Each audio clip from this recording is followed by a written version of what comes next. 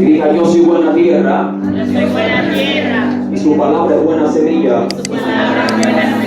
Y cuando ella cae en mí, dará fruto al 30, al 60 y al 100 por uno.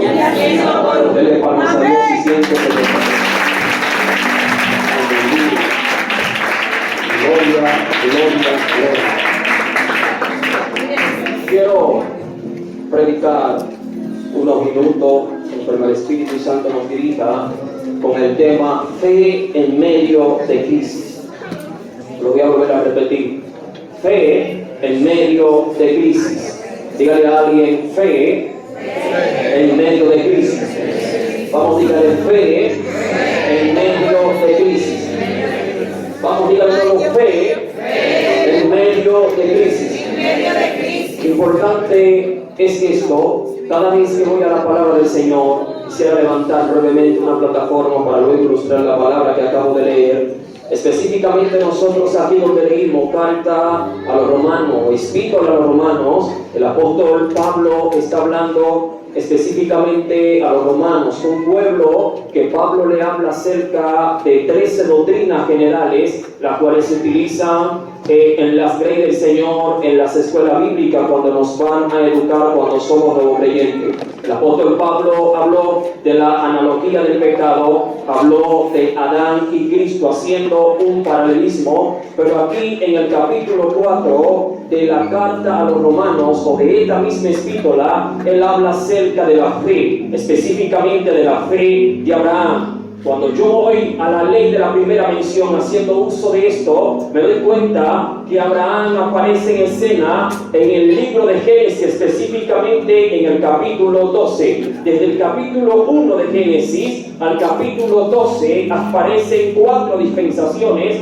y estas dispensaciones era Dios buscando el medio, era Dios buscando el vehículo para él hacer su voluntad a través de un hombre que le crea. Repito, desde el libro de Génesis capítulo 1 al capítulo 12 aparecen 4 dispensaciones. La primera es la dispensación de la inocencia, la segunda es la dispensación de la conciencia, la tercera es la dispensación del gobierno humano, y la cuarta, que es aquí en el capítulo 12, es la dispensación de la promesa. La dispensación de la promesa es un paréntesis entre la dispensación de la gracia y la dispensación de la ley. Repito, la dispensación de la promesa es un paréntesis entre la dispensación de la ley y la dispensación de la gracia. En esta escena aparece un hombre llamado Abraham, muy conocido dentro de nosotros y muy predicado por los predicadores o por las personas que ministran la palabra del Señor. Conocemos a este hombre como el padre de la fe. Es importante saber que cuando Dios se le aparece a Abraham, le dice: sal de tu tierra y de tu parentela a la casa que te voy a mostrar. Dios le dice a Abraham: voy a sacar de ti una generación o una descendencia, cuenta las estrellas, si la puedes contar, así será tu descendencia, como la arena del mar, así será tu descendencia. Dios le está diciendo a Abraham que su descendencia sería grande. Cuando hablamos de crisis,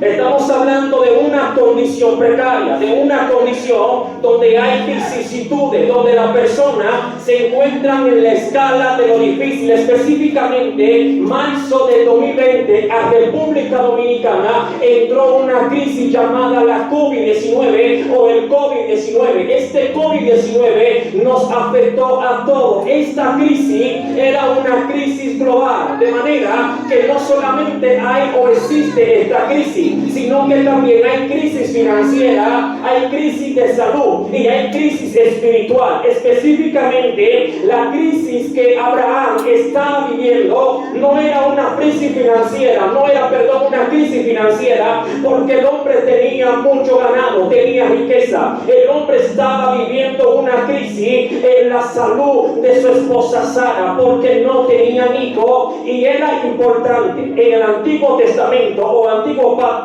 para estas personas del Oriente era importante tener hijos, porque ellos le dejaban la herencia a los hijos. Inclusive Abraham dice: Señor, yo no quiero que Eleazar, el almaceno, sea el que se quede con mi riqueza, porque un criado no va a valorar lo que el hijo sí puede valorar. ¿Me están entendiendo aquí? El hijo puede valorar el sacrificio del padre, pero el criado no lo puede valorar como el hijo sí lo puede valorar. Y como Abraham sabe esto, le dice al Señor que él quiere un hijo. Específicamente Dios le dice: te daré muchos hijos. Por favor, un poco más. Le dice: te daré muchos hijos. Y cuando no tú aquí, sube al cielo piano y no bajes nunca. Gloria a Dios. Y cuando veo aquí, veo a Dios que específicamente está tocando el área que Abraham está padeciendo. Repito, el hombre es estéril, la mujer es estéril, el hombre tiene casi 100 años y no tiene hijo. Pero Dios, cuando le habla específicamente, Dios le habla a la crisis o a la parte donde él esté en crisis. Porque Dios no le dijo a Abraham: te voy a hacer millonario porque ya tienes millones. Dios le dice: te daré muchos hijos. Pero a quien Dios le está hablando no es a una persona que tiene 12, ni 3, ni 4 hijos. A quien Dios le está hablando es un hombre que es anciano y su esposa no tiene productividad viril. Por lo tanto, Dios le habla a esa parte maldita que Abraham tiene, porque aparte de todo, la esterilidad en una mujer para los orientales era una maldición. Por lo tanto, Dios le habla a la maldición que ella tiene en la matriz. ¿Por qué? Porque cuando Dios llega a la vida de alguien, lo primero que Dios hace es que rompe con maldiciones. La pirita se me fue y yo me estoy sintiendo raro. Levanta las manos que no la veo. Cuando Dios llega a la vida de Abraham, Dios lo que está haciendo es rompiendo maldiciones. Dije que Dios golpea el área donde Abraham es afectado. Por lo tanto, hay gente que Dios se le va a aparecer en el área donde tú estás siendo afectado. ¿Quién se esperanza? Por eso entendí que yo en un año con un solo par de zapatos, con hoyos aquí, y yo tenía que arrodillarme para la pared. Por un año, escúchelo bien, un año, pero resulta que yo fui procesado ayer en el área que iba a ser bendecido hoy. Alguien me está escuchando, ya no tengo hoyo.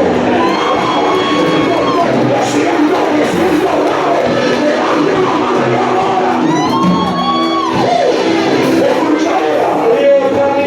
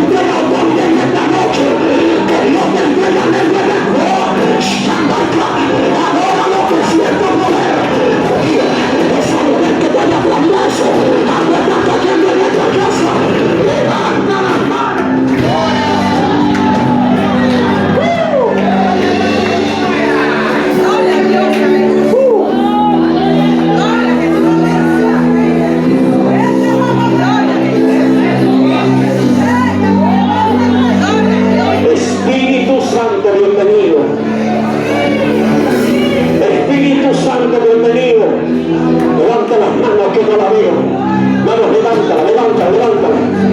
Levántala. Ay, Padre, denme 5 minutos y le voy a entregar el micrófono. Please. Denle un aplauso a Dios.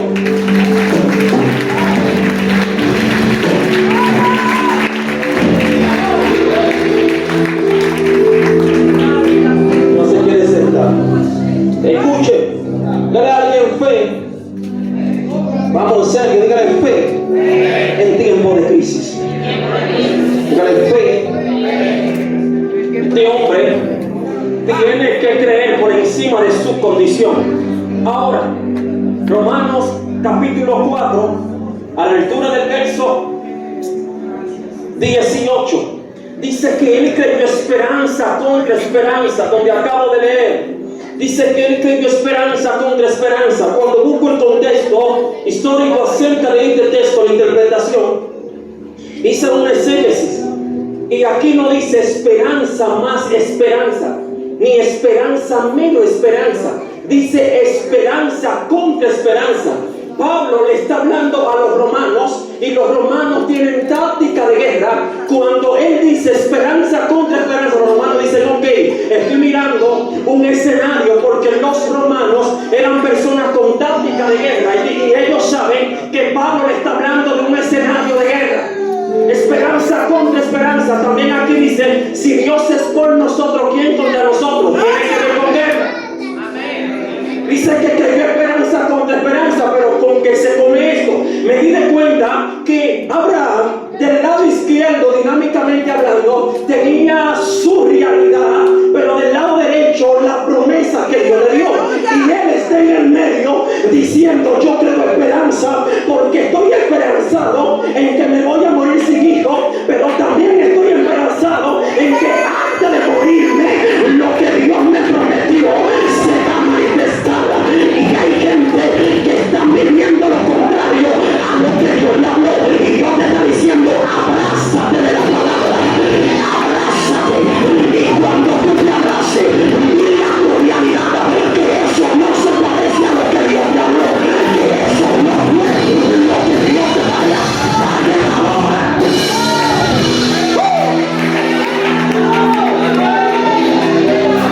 Cuando Dios te habla, abra sus oídos ahora. Cuando Dios te da una palabra, la palabra que Dios te da está muy distanciada de tu realidad. Escucha, la palabra que Dios te da está muy distanciada, está lejos. Dios mío, está en Estados Unidos y yo aquí, está lejos. Hay que buscar visa para eso, pero Lucas 1:37 dice que nada hay imposible para Dios. Yo sé que no se parece la palabra, pero si Dios dijo que es por ahí, llueva tu nuevamente por ahí. Y aquí hay gente que tiene palabra encima y Dios está diciendo, no importa que no haya recursos, no importa, pero yo lo voy a hacer, yo lo voy a hacer. Voy a traer a tu esposo, voy a traer a tus hijos, voy a traer a tu familia, lo voy a traer, lo voy a traer. Siento profetizar, me dan 2 minutos para profetizar, me dan 2 minutos, me dan 2 minutos. Hay gente que está orando a Dios y Dios le está diciendo, prepárate porque ese hijo está preso, lo voy a soltar y le va a servir a Cristo. Prepárate porque los que están descarriados lo voy a traer a los pies de Cristo. Prepárate porque las puertas se van a abrir, las puertas se van a abrir.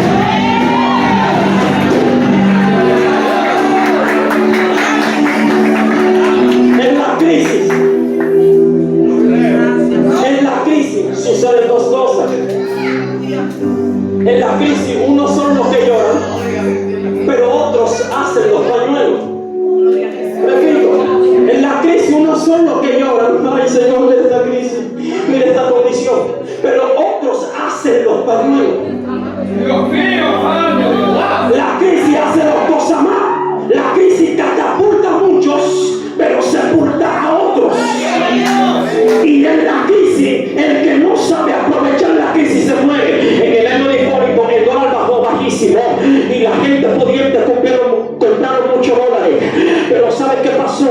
Que el dólar se los que compraron el dólar bajito ahora lo están vendiendo caro, porque ellos no se pusieron a ir aquí porque el presidente aquí haga lo que quiera, pero yo voy a saber aprovechar la crisis y lo voy a tomar como plataforma para yo ver lo próximo de Dios, para yo ver lo próximo de Dios. Alguien me está escuchando. Para yo ir cerrando, permítame decirle esto, dame darle tiempo a esta joven, Dios mío, para la próxima gente cerrar.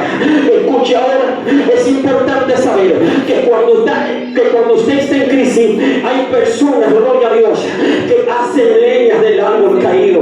Mira la sierva como está, mira la condición en la que se encuentra, ya no profetiza, ya no canta. Dígale a alguien, cuando vendrá un tsunami, dile, cuando viene un tsunami, las aguas se